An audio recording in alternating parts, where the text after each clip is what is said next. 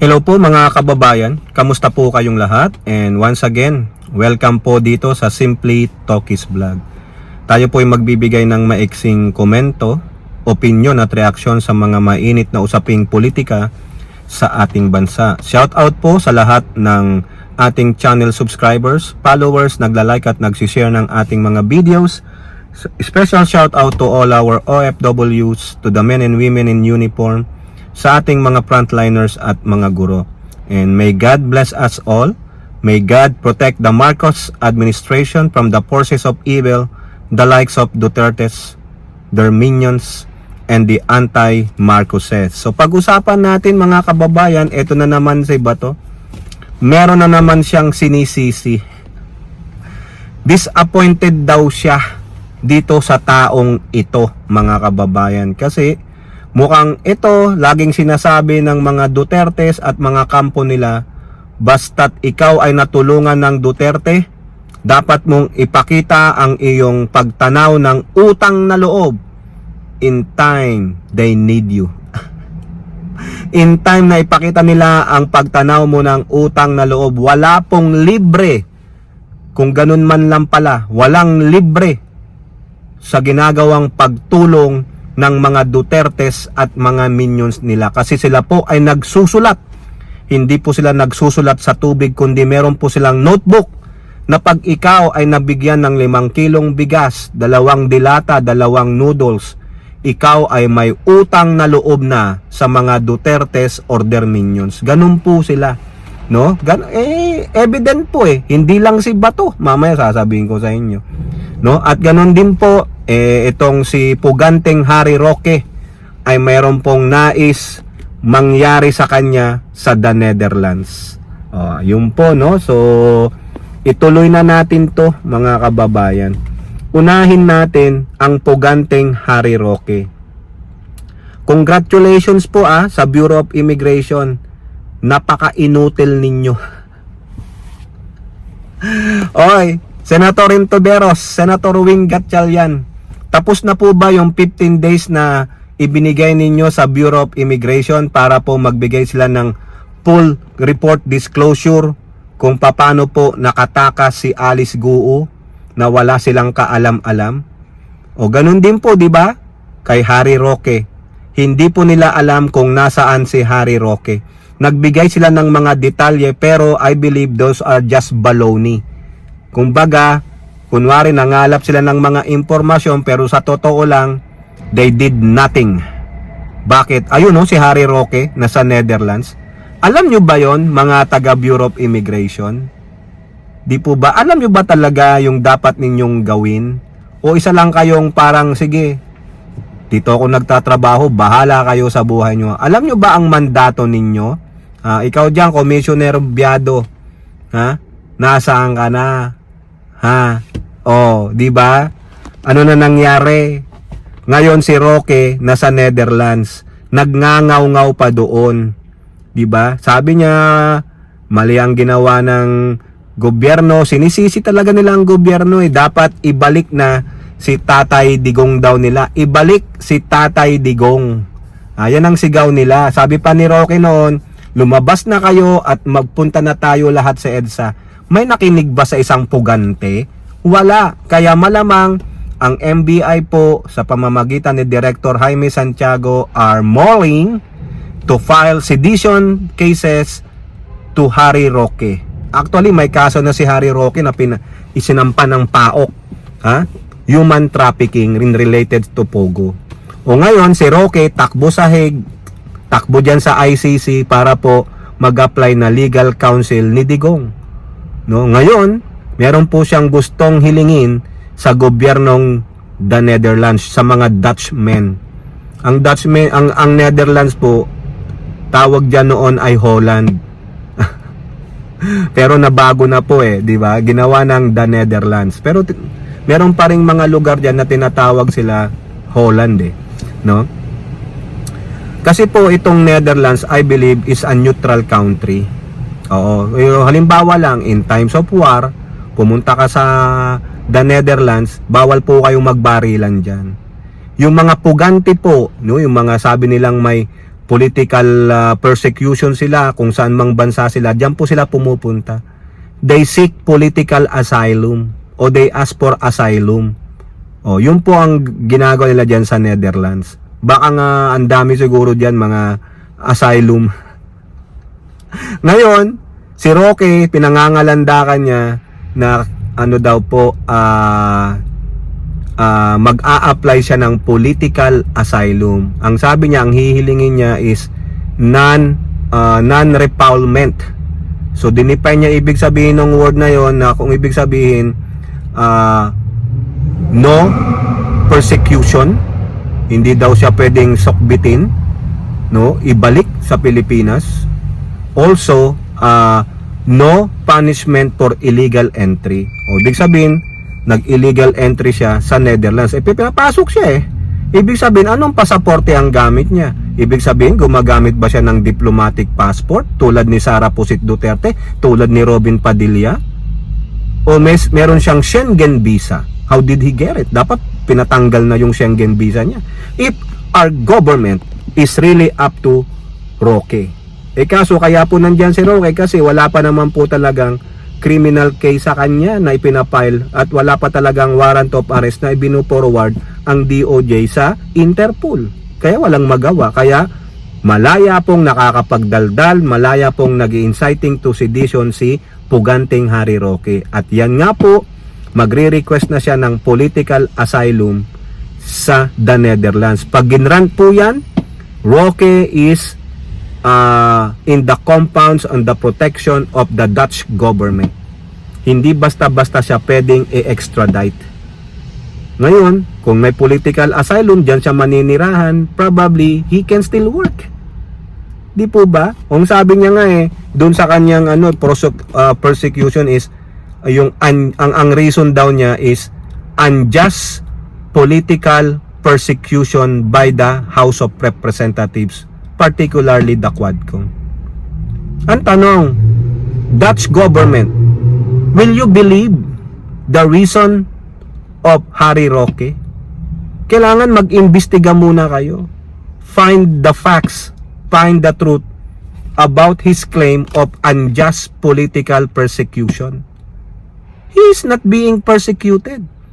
He just run away because he doesn't want to present the documents that he freely said he will bring to the hearing. Diba? They asked him if he can bring it. And he said yes.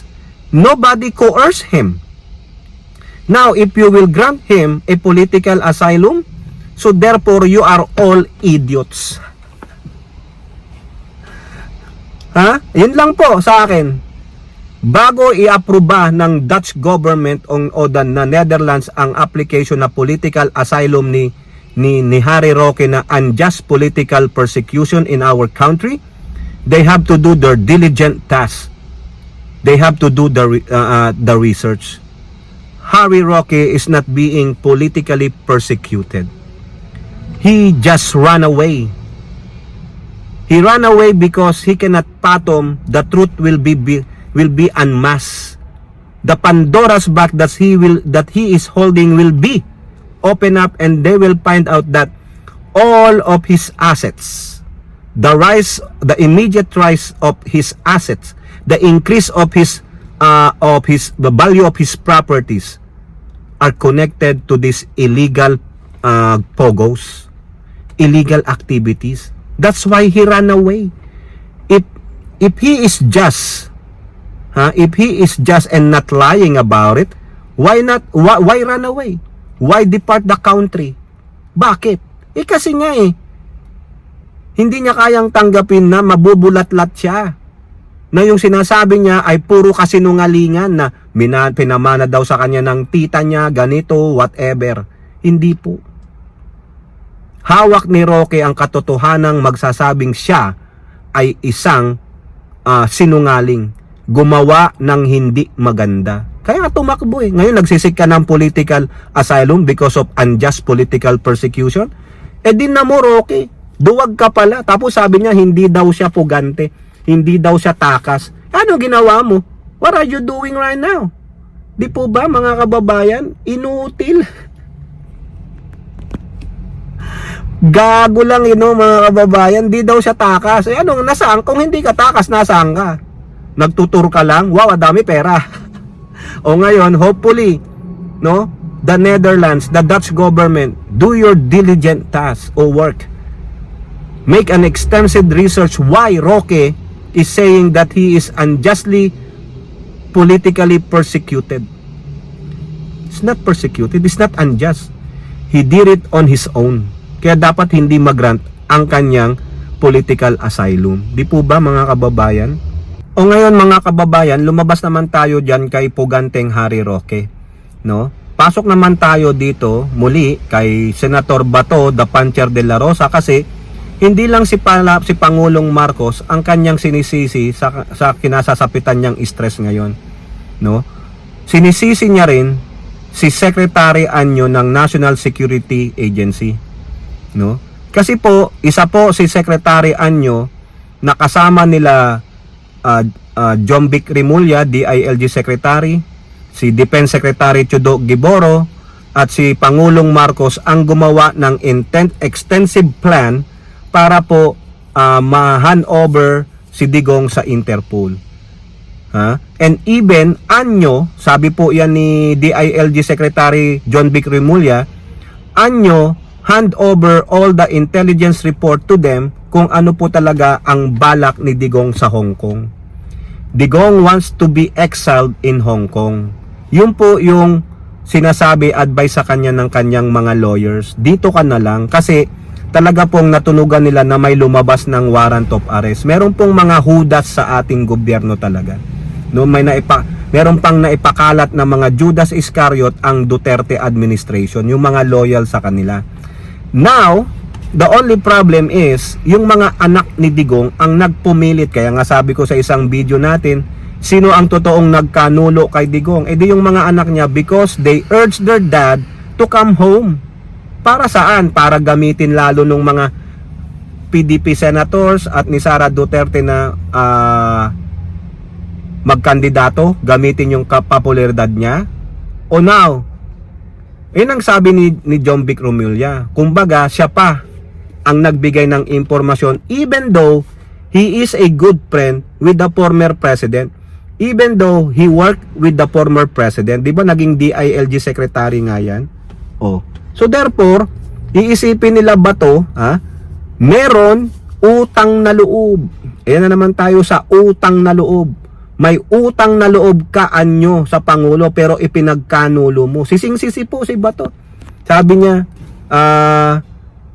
ano ba talaga, Secretary Anyo? Kumbaga, nasaan ang utang na loob mo? O di po ba? Ang sabi pa ni Bato, mga kababayan, you break our hearts, Secretary Anyo. Saan pa ba tayo makakakuha ng hustisya nito? No? Panawagan pa ni Bato na wag silang tumigil hanggat hindi nila na ibabalik si Digong. Ay wag lang si Digong ang ibalik ninyo. Ibalik ninyo si Harry Roque. Bring home Harry Roque, ha? Yun din po yung isang panawagan. Hindi lang bring home Tatay Digong. Bring home Harry Roque kasi nandun na sa dahig si Harry Roque nang hihingi ng asylum. O ngayon ba to, no? Iniisip ninyo na hindi dapat gampanan ni Secretary Anyo yung trabaho niya. Dapat hindi niya binigay yung information sa Pangulo, kay John Vic Rimulya at Defense Secretary Gibo Chidoro para makapagplano maigi paano ma-hand over sa Interpol si Digong. So ibig sabihin, dapat Anyo hindi ka nakipagtulungan dahil ikaw ay may utang na loob sa Tatay Digong. Baliwalain mo ang tungkulin mo bilang isang National Security Secretary, no? Dahil ang kaibigan mo ng si Tatay Digong na malaki ang pagkakautang mo, hindi ka magiging ganitong general o whatever, hindi ka magiging DILG Secretary kung hindi kay Tatay Digong. Malaki ang pagkakautang na loob mo sa Tatay Digong kaya bakit mo tinraidor? 'Di ba? You break their hearts. Isa ka sa inaasahan nila. Tingnan nyo, ipinlanta talaga ni Digong ang maraming mga garapata niya. Kung ako kay Pangulong Marcos, tanggalin niya lahat sa gobyernong Marcos ang lahat ng itinalaga ni Digong kasi yan ay may mga allegiance kay Digong. Di po ba? O pero si Secretary Anyo, no, true professional, sabi nga ni John Vic Romulia, even though na siya po ay nagtrabaho kay Digong, meron pa rin siyang feelings kay Digong na isa pa rin kaibigan at malaki ang pagkakautang na loob, pero being a true professional, ginampanan niya ang trabaho niya. Yan ang dapat. So ikaw ba to, being a true professional, kaya mo bang gawin yon? Ikaw Robin Padilla, ikaw Bongo, at yung iba pa na nagsasalita in support of Dutertes, are you being a professional? Kayong mga senador, are you being a senator for the Filipino people or only for the Duterte family? Nakakahiya po kayo. Mabuti pa nga si Secretary Anyo. Sorry naman friend, but it is my duty to do the right thing. Di ba sabi natin, paano pala ba to? Halimbawa lang. Ano ang gagawin mo if you witness a crime na ang involved pala doon sa krimen, yung main suspect ay anak mo? What you gonna do? O di kaya example, yung main suspect o suspects sa isang krimen ay mga kamag-anak mo. What you gonna do? Ang suspect sa krimen na yon ay kaibigan mo, kakampi mo sa PDP, ka-Duterte mo. What you gonna do? Pikit mata? Ay, wala ko nakita. I did not see anything. Ganon. Ibig sabihin, you close your eyes, you close your mouth. Don't do anything. Ganon. Wala. Ibig sabihin, isa kang balat kayo. Isa kang hypocrite. Di po ba? You better break the law instead na gawin mo ang tama. Dahil may mga biktima. Ganun lang po ang ginawa ni Secretary Anyo. He set aside the friendship. He set aside the emotion. But in the call of duty, do the right thing. May mga sumisigaw ng hustisya ng EJK sa drug war ni Digong. Yun po ang naisip ng Secretary Anyo. It is my job. Do my job than to commit a blunder. They might understand me, they might not understand me, but it is part of my job to do the right thing. Pero si Bato, very clouded ng anger, very clouded ng utang na loob. Bias na bias si Bato. Nasaan ang objectivity, Bato? You are saying you gonna be objective when the impeachment trial of Sara Duterte. Pero dito wala eh. Wala kang objectivity pagdating kay Anyo. Kasi bakit? Feel betrayed na naman kayo. Sabi mo, Anyo break your hearts. Is it better that way? Because Anyo at least, he knows the truth. Ginawa lang, tama nga diba? Trabaho lang. Professional ako eh. Tungkulin ko yun bilang isang National Security Secretary. I have to inform my Commander-in-Chief. I am no longer working for Digong. He is no longer my Commander-in-Chief. I have a new Commander-in-Chief. So what I'm gonna do? There is a true professional, a true soldier. Ganun po yun. O, kaya ikaw ba to? Wala kang silbi bilang isang former PNP chief. Wala kang silbi bilang isang graduate ng PNP because inuuna mo ang emosyon mo, inuuna mo ang pagkakaibigan ng utang na loob kaysa manindigan kung ano ang katotohanan, kung ano ang tama. Wala kang ganun because the balance of your justice is unbalanced. Hindi ka fair, wala kang objectivity. Your loyalty is not with the country, your loyalty is not for the Filipino people, but your loyalty is for the Dutertes and their minions. Di po ba? Basta kaibigan, pikit mata kung may nagawang mali. Pagtatakpan, ganun po kayo. No? O kayo po, ano po ang inyong masasabi? Comment down below and don't forget to like and share. Hope to see you on next videos. Bye-bye, God bless.